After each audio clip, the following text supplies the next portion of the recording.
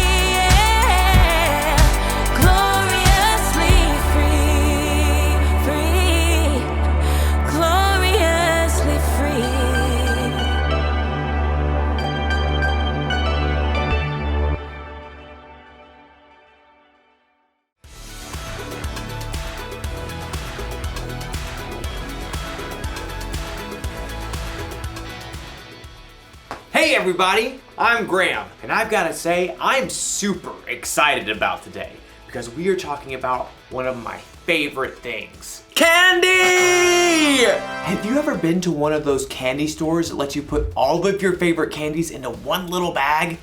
You can mix your jelly beans with gummy bears and top it all off with a handful of M&Ms. The M's stand for And it's all made only for you, your one-of-a-kind candy bag. Everyone's different after all. Some of you may like hot candy. Or maybe sour's your way to go. I need some water, please. Or maybe you don't like candy at all. Now that's a good radish. We're all different, and that's not a bad thing. That's what individuality is all about. Individuality is discovering who you were meant to be so you can make a difference. We're all created to be individuals. That's why we all like different kinds of candy. Hey, what if we were created out of candy? Like, what if my head could be made out of jelly beans? And maybe some peppermints for eyes. Yeah.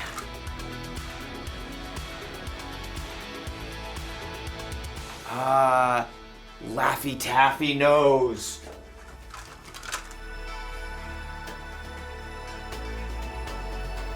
Twizzler mouth. Twizzler? Twizzler? And of course, some hair. Looks just like me. Okay, maybe we weren't created out of candy, but we were created.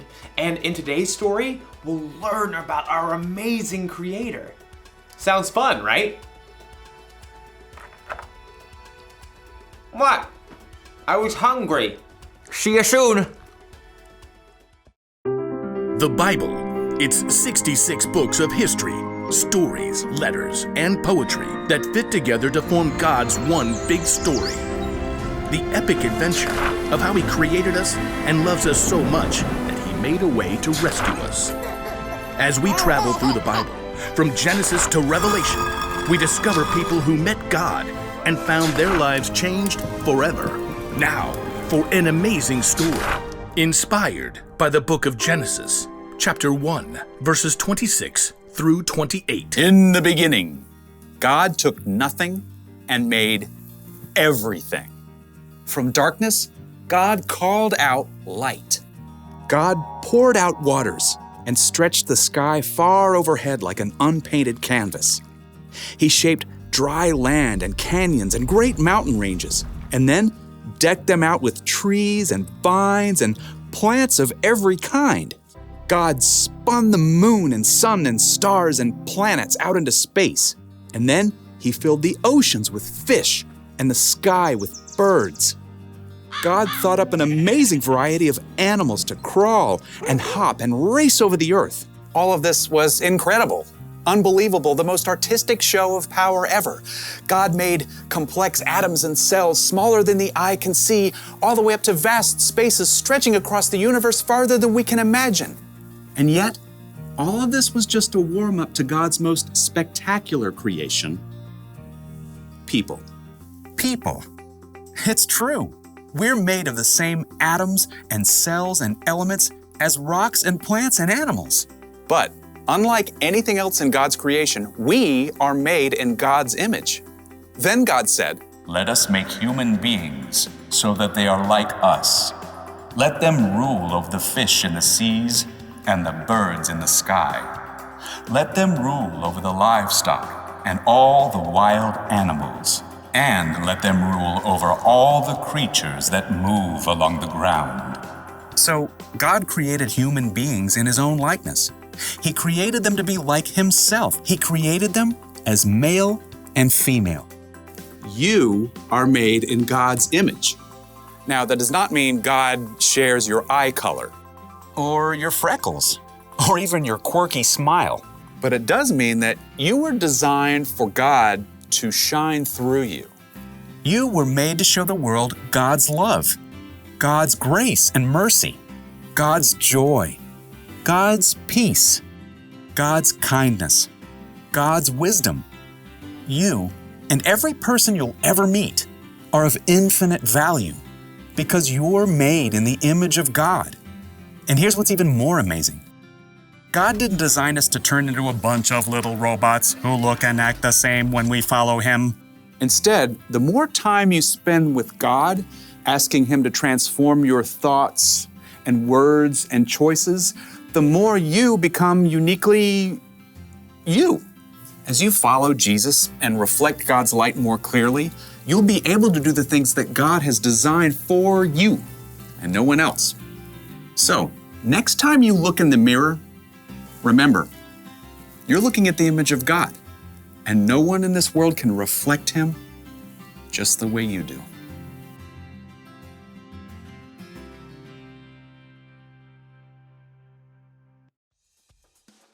When God created the world, He saved the best for last. People. He made us to be like Him. He made us in His image. Maybe that means God looks like us. Or maybe it means God made us with different qualities that could only come from Him.